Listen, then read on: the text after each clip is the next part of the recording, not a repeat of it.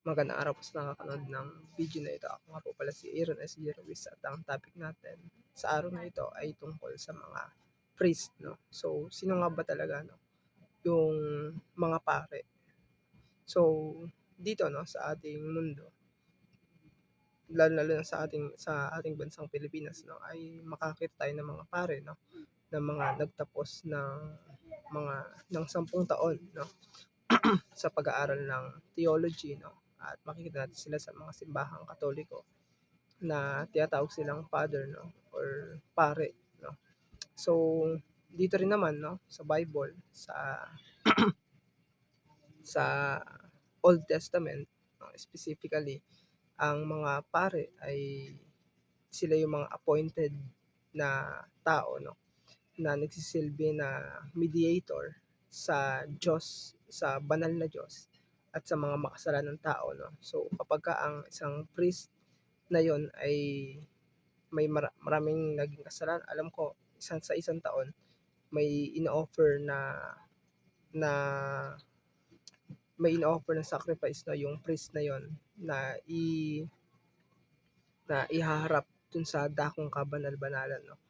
Kaya ang priest noon ay talagang mahalaga, no, sa bayang Israel, at at ito ay pumapatungkol, no, na talagang kailangan ng mediator ng tao at ng Diyos, no. At sabi nga rin dito, no, sabi nga rin na ang mga priest noon ay talagang sacred, no, at talagang hindi sila kumbaga banal sila, no, sa paningin ng bayang Israel.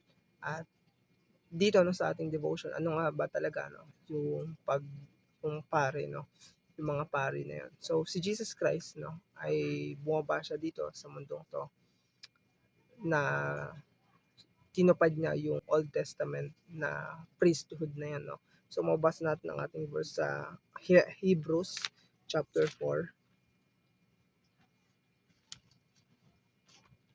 Hebrews chapter 4 verse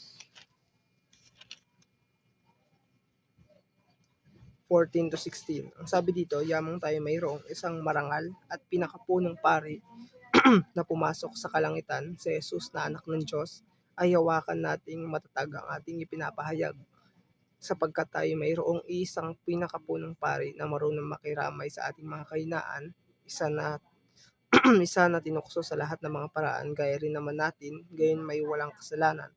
Kaya't lumapit tayong may katapangan sa trono ng biyaya upang tayo'y tumanggap ng awa at makatanggap ng biyaya na makakatulong sa panahon ng pangangailangan. So dito, no, ay mahalagang malaman natin, no, na ang ating Panginoong Hesukristo, no, ang siyang tumupad dun sa law o tungkol dun sa Old Testament na pumapatungkol sa mga pari, no.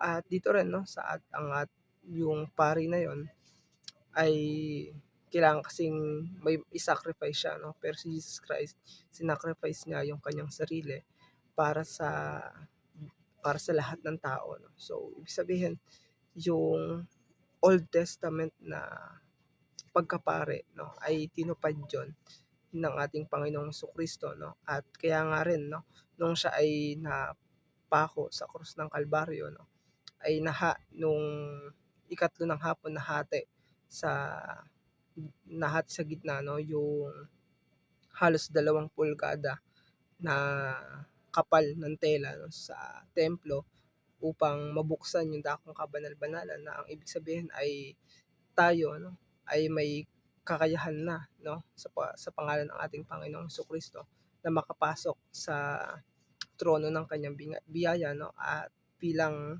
tao na makasalanan ay pwede tayong makalapit sa Diyos na banal sa pamamagitan ng ating Panginoong Jesucristo. Kaya nga sabi sa 1 Timothy 2:5, "For there is one God and one mediator between God and men, the man Christ Jesus." So ay lamang po, no, ang ating devotion na tungkol sa pagkapare, na ito ay talagang ang Diyos, ang ating Panginoong Jesucristo ang siyang namamagitan sa Diyos at sa tao. So ayun lamang po, maraming pong salamat.